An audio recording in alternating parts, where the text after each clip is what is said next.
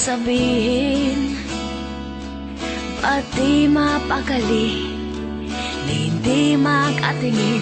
Sana'y huwag mo na tong palipasin at subukan lutasin sa mga sinabi mong na ibang nararapat sa akin, na tunay kong mamahalin.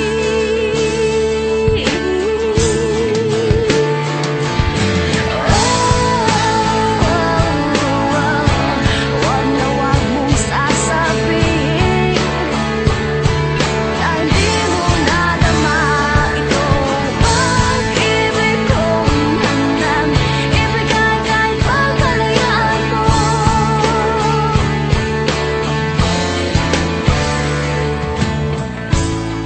Kung man ang naakala na ako'y isang bituin na walang sasambahin,